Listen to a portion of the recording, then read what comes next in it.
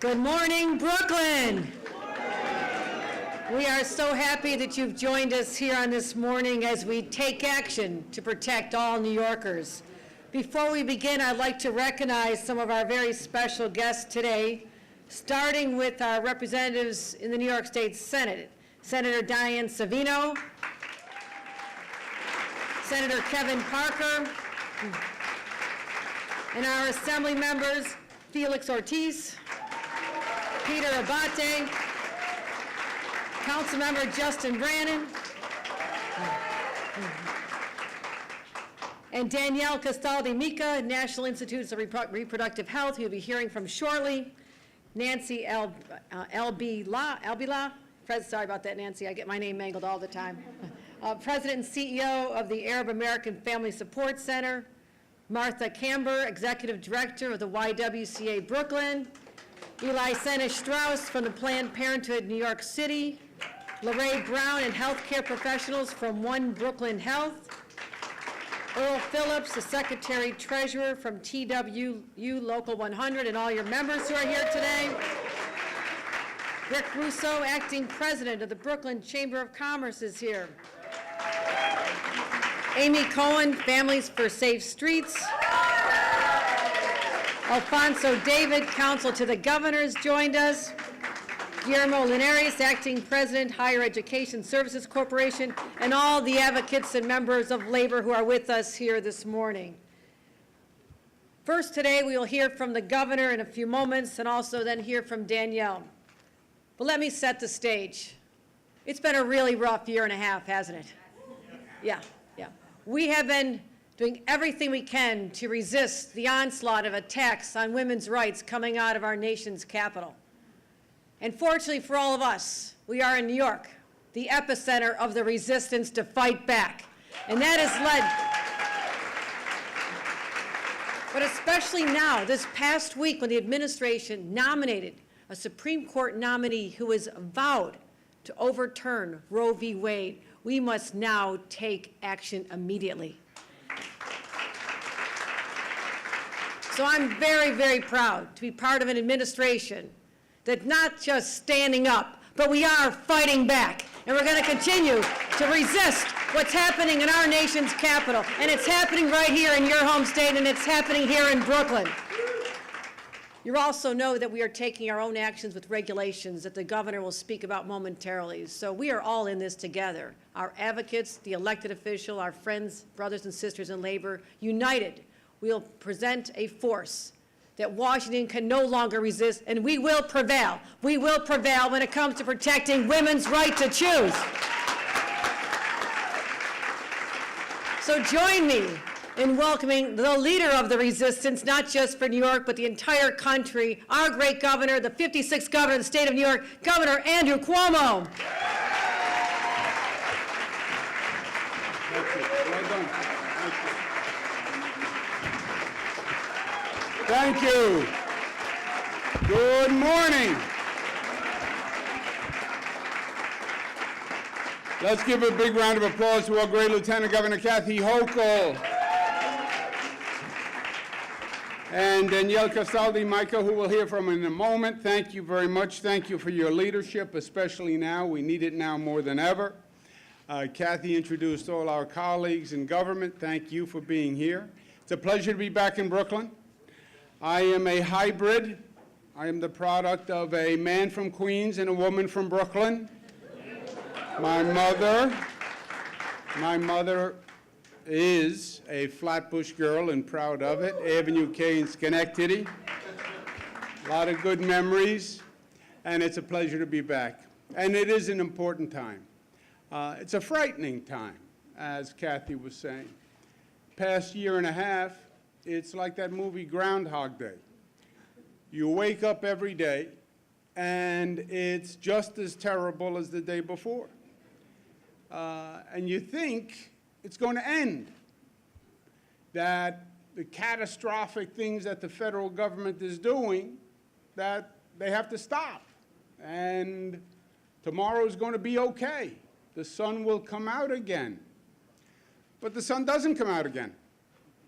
And this federal government just keeps doing what they're doing time after time after time after time. And being a New Yorker, and this was so foreign and so repugnant to who we are and what we believe, I almost thought the past year and a half these were just random series of actions. And then I was watching Talking Head the night that the president nominated Judge Kavanaugh. Watching one of those Talking Heads on TV. Not my brother's show. My brother doesn't have talking heads at the deep intellectual exercise that my brother does. Watch Chris Cuomo, CNN. He'll say it stands for Cuomo News Network, but a conservative spokesperson was sort of boastful, and he said, well, you know, the American people have to get over it. They elected a pro-life president, and we're going to have a pro-life court. And elections have consequences. And it sort of clicked for me. These are not a series of random events. This is the product of an election. And we elected an extreme conservative administration. Reporters say to me, well, why do you call them extreme conservative? I said, two reasons. They're extreme and they're conservative. And the extreme conservative is not just that it's their view. God bless America, everybody can have their own view, but it's their view and they're going to impose it on you. And they're going to use the federal government and the law to impose their view of what is a right lifestyle, what is a right sexuality, what is the right religion, and they're going to impose it on you. Now they take it to a new level with what they think you should do with your body, they want to dictate through the law. That's what this is. And it's a pattern. Yes, terrorism is an issue. But that doesn't mean you take it to an extreme where you say every Muslim is bad and we're going to have a travel ban. That's what they do. They take it to the absurd extreme. Well, we need immigration reform. Yes, we do. That doesn't mean you go to a policy where we say, and by the way, if you come over the border because I didn't get my wall, we're going to separate you from your children. And we're going to put your children somewhere else. And we're going to do that to make you think twice about coming over the border. This isolationism. We saw even in Puerto Rico after the hurricane, where the federal government was basically absent after Hurricane Maria. We went down the next day. I had done emergency relief for the federal government under the Clinton administration. I knew what was supposed to be happening. I knew it wasn't happening. And now we read today in the newspaper that they did a report on the federal government's response to Puerto Rico, the FEMA response. And you know what the report said by the federal government? They were not ready for the hurricane. That they didn't have any resources there. They were unprepared. That even though they had time and they knew the hurricane was coming to Puerto Rico, they didn't do what they needed to do. No shock. The only shock is that this administration actually admitted it. So it was an act of God, the hurricane, and it was inaction by the federal government that caused the pain. That's the federal government's own report. I would like to now see the federal government actually stand up and do the right thing and say, well, since the federal government was a contributing factor to the Puerto Rico damage, we're actually going to stand up and make it right. Puerto Rico requested $94 billion in federal aid to rebuild Puerto Rico. Federal government said, we're not giving you 94, we're giving you 55 billion. Of the 55 billion, they've only agreed to do 5 billion so far. Well, now that you admitted, Mr. President, that it's your administration that was faulty and negligent and unprepared, then do the right thing and acknowledge the reality that Puerto Ricans are not foreigners, they're not a third world country, they're American citizens, and let the federal government fund the $94 million.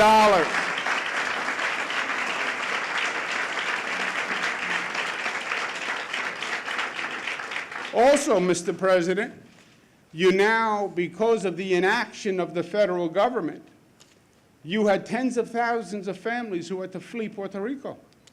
One of Puerto Rico's problems is so many people left, we're afraid they're not going to go back. We have 11,000 families who have come to New York because of the hurricane, and they're now struggling. Some are in homeless shelters, some are in temporary housing. Mr. President, now that you announced that your negligence was part of the problem, why don't you step up and take responsibility and fund those 11,000 families that are in the state of New York? And we see the extremism in the pro-life movement and the pro-life decision of this judge. Now, we're going to go through a charade of Senate hearings where they're going to play their Washington game. Prove where Judge Kavanaugh said he would overturn Roe v. Wade. You know who my first witness would be at the Senate hearing? President Trump. And I'd put him in that chair. And I'd say, President Trump, did you say in the campaign 57 times, metaphorically, that you are pro-life and you're only going to nominate pro-life judges? Yes. Did you do a list of 20-something judges that you put out for circulation? And all the conservative pro-life groups said, yes, we approve this list? Yes. Was Mr. Kavanaugh on that list? Yes. If they nominate Justice Kavanaugh, they are going to overturn Roe v. Wade, period. That is what we are dealing with. That's what they said they were going to do. That is what they believe. That is the list they signed off on. And that's what they intend to do. Roe v. Wade, 1973. 1973. And they will roll the clock back. Remember when they said in the campaign, make America great again. Make America great again. I was always interested, great again. We're going to go back. At what time was America great, by the way? 1950s? 1960s? Well, 1972, before Roe v. Wade, that's what they were talking about when it comes to women's rights, before that annoying Roe v. Wade decision. Now, Roe v. Wade was so long ago, and people have just accepted and expected that that is the state of affairs. You have a whole generation that can't even imagine that women didn't have the right to choose. My daughter's 20-something. I talked to them about Roe v. Wade, and they said, oh, we understand. I said, you understand? Do you understand what it means if it's overturned? Well, that's bad for women. I said, where do women get the right to choose? Where do women get the right to have an abortion if they believe they need it? My daughter's relatively informed, relatively close to government. One of them said, oh, it must be in the Constitution. I said, it's not in the Constitution. And it's not in the Bible. And it's not by divine decree. It was a court decision, Roe v. Wade, 1973. They roll back Roe v. Wade. That means a woman loses her right to choose. It's not a game. It's not theoretical. It's not academic. That's what they intend to do, and that's the consequence. Now, I found history boring when I was in school. Now I find it insightful. Roe v. Wade was 1973. Do you know what happened before Roe v. Wade? New York State was the first state to pass comprehensive legislation allowing a woman to have an abortion. Hawaii had passed the bill just for people, residents of Hawaii. But New York was the first state to legislate. It was 1970, 3 years before Roe v. Wade.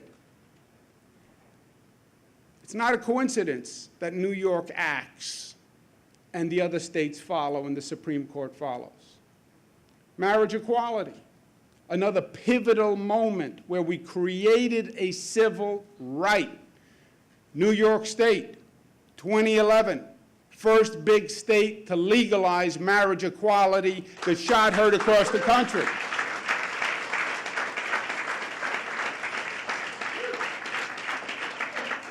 Changed the national debate when New York did it. Why? Because when New York acts, the rest of the country notices, he says as an arrogant New Yorker. We're the media capital. We're a complicated, diverse, sophisticated state. When we do something, other states follow. We did marriage equality 2011. The next week, they went to the president and the vice president and every governor in this country and said, what would you do? We started that whole movement. Choice, the movement started in New York in 1970. 1970, Republican governor, Republican Senate, Republican Assembly. Republican governor, Republican Senate, Republican Assembly. And they take up a vote to legalize abortion. Why?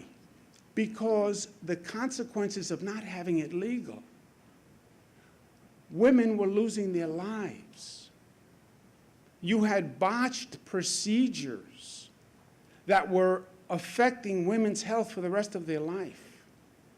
You had birth defects in children that were being born after botched procedures. It was so bad that the Republican Party, controlling both houses and the governor, said, we have to do something. And they passed the law, first state in the continental United States after Hawaii to pass the law allowing a woman to have an abortion. Just think about it. New York State started choice. The Republican Senate leader at the time was Mr. Earl Bridges from Niagara Falls, devout Catholic, and was against it, and normally controlled the vote.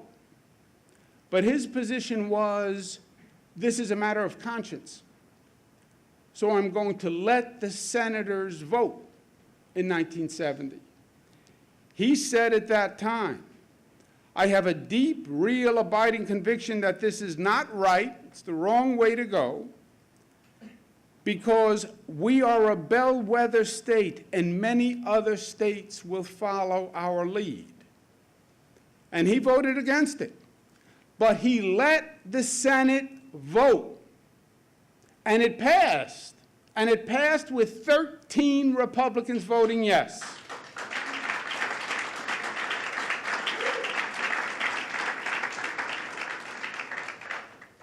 In the Assembly, there was an assemblyman named George Michaels. He was a Democrat from central New York, heavily Catholic. And he first voted no. And the vote was tied. And then, before the vote was tallied, he got to his feet. And he said, I know many people will condemn me for what I am about to do, but one of my sons just called me a whore for the vote that I cast against this measure. Mr. Michael said another son had told him, Dad, for God's sake, don't let your vote be the vote that defeats this bill. He said, I fully appreciate that this is the termination of my political career. But, Mr. Speaker, I must have peace in my family, and I therefore request you, Mr. Speaker, to change my negative vote to an affirmative vote. And that's how choice passed. By the way, Mr. Michaels lost his seat because he was right, but he voted his conscience. By the way, to pass marriage equality in 2011, we needed 4 Republicans to vote yes. The 4 Republicans that voted yes all lost their seat. But there were people who I respect. Mr. Michaels, Mr. Bridges, the 4 Republicans who voted for marriage. Because they said it's not just about politics, and it's not about being pragmatic. It's about voting your conscience. The Senate leader in 1970 did not have to allow them to vote on that bill. That's always been the Albany game. All the members got to say, oh, I would support it. If it comes to the floor, I would support it. But then a wink and a nod, the Senate leader never allows the bill to come to the floor. So you never really know. And privately they can say, oh, I would support it. But the Senate leader never puts the bill on the floor. Senate Leader Bridges, 1970, said, it's a matter of conscience.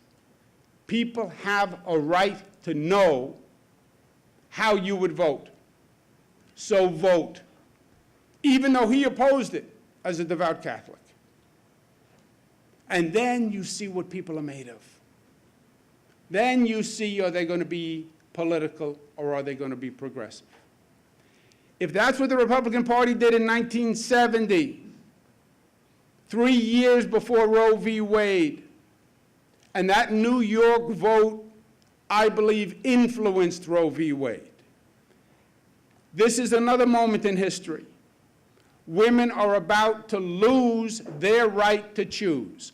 The New York law does not have the protections that Roe v. Wade has. The New York law does not have the protection that Roe v. Wade has. If Roe v. Wade is overturned, women lose their right to choose in the state of New York today.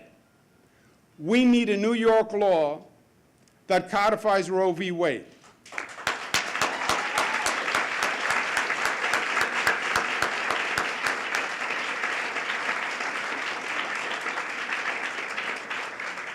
And this is another critical, pivotal moment in history. Like 1970, like marriage equality in 2011, and on the cusp of women losing their right to choose in 2018 when Roe v. Wade is overturned. And I say to the Republican Senate and Senate Leader John Flanagan, show the conscience and the courage that the Republican Party showed in 1970 when they controlled all the houses and they had the governor.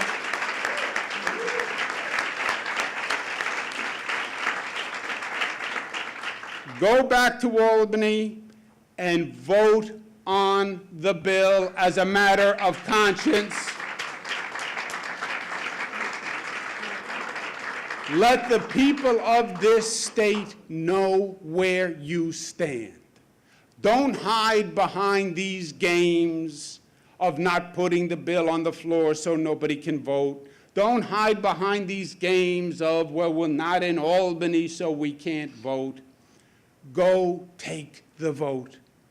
Yes or no. By the way, everybody has their own opinion. And this is a matter that goes to people's conscience and religious values and moral values. You want to have a different view, God bless you. But tell the people what your view is and vote your conscience and do it now.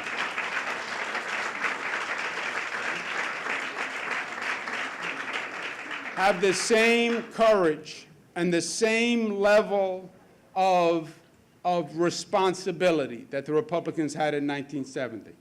By the way, they have to go back to Albany anyway to vote because they left Albany without passing a very simple bill, but a bill that can determine whether young people live or die. They have to go back and pass the speed camera bill. and they have to do it before July 25th.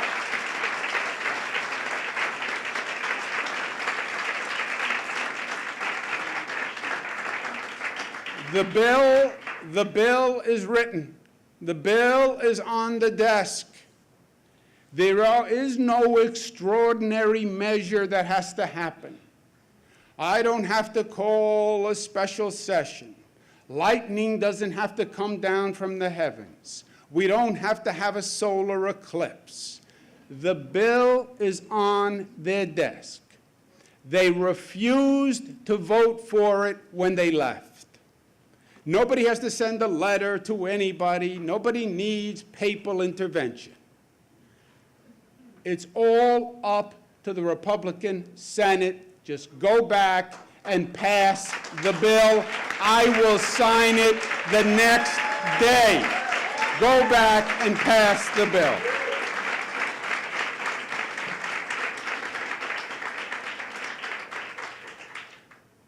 On both these issues, certainly a woman's right to choose.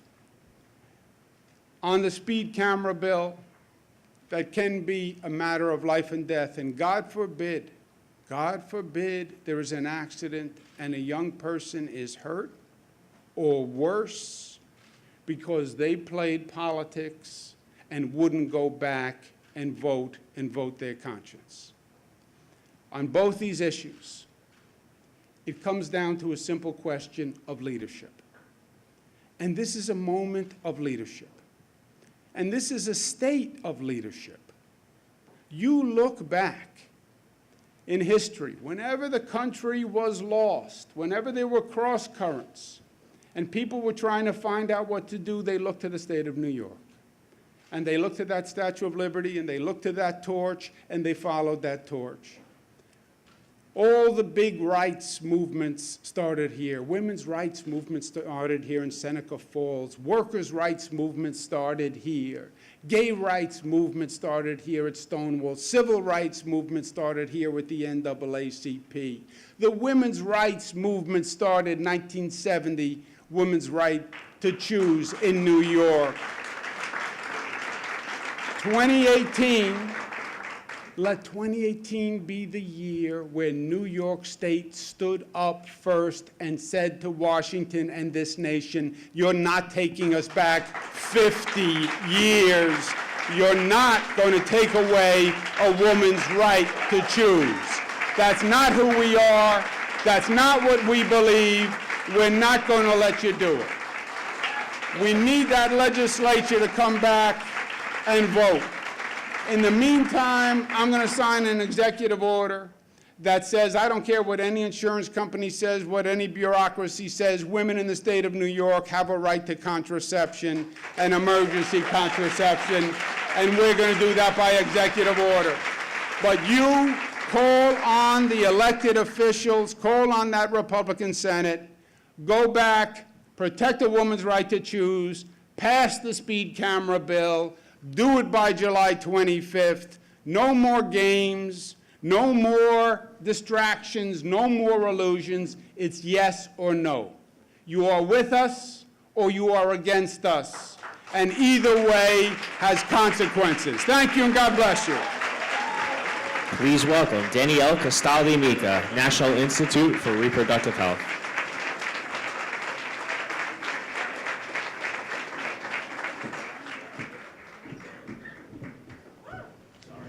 No, thanks. Thank you. It is not every day that I get to speak after our great Lieutenant Governor and Governor of the state of New York.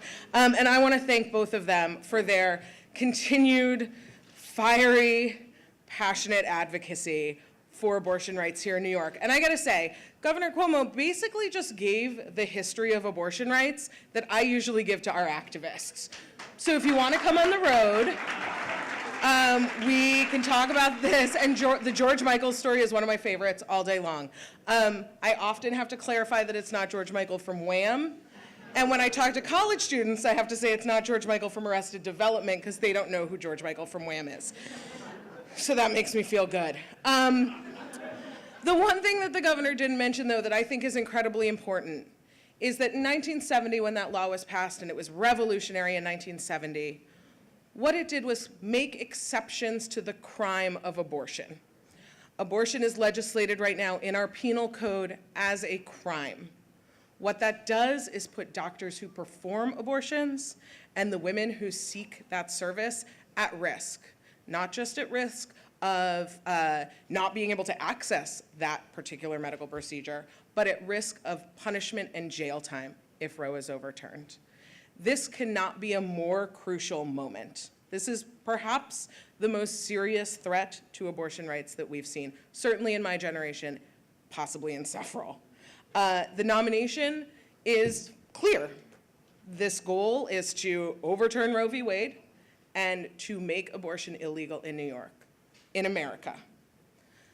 But what we know is if abortion is illegal, abortion doesn't stop.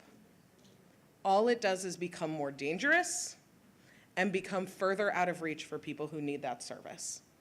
And we can't let that happen. What we hear is a lot of talk about a return to back alleys, a return to wire hangers, which no one wants. But we also need to think about the very real threat of jail time and sending women to jail for accessing health care. And abortion is not a crime. Abortion should not be a crime in New York, and abortion should not be a crime across the country.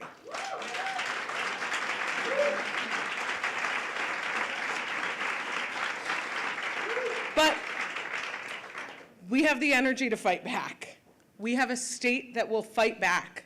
We have leaders who will fight back. There's not that many states in the US who get to say that they have both a governor and a lieutenant governor who are fighting for reproductive rights. We have that here in New York. And that is so important.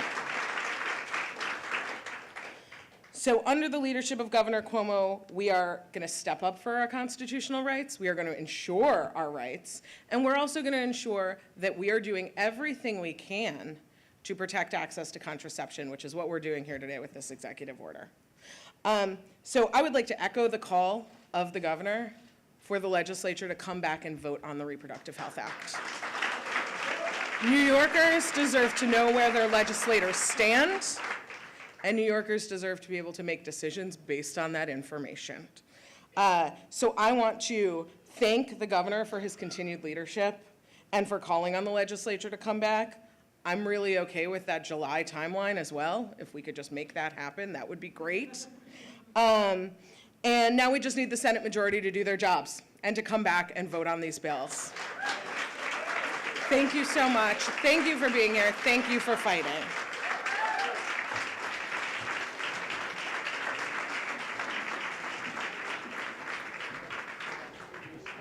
At this time, the governor will sign the regulations to protect contraception rights here in the state of New York.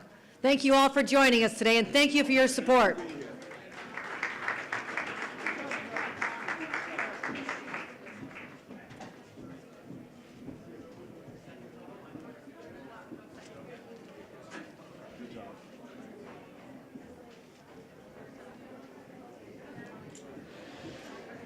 right, Kevin.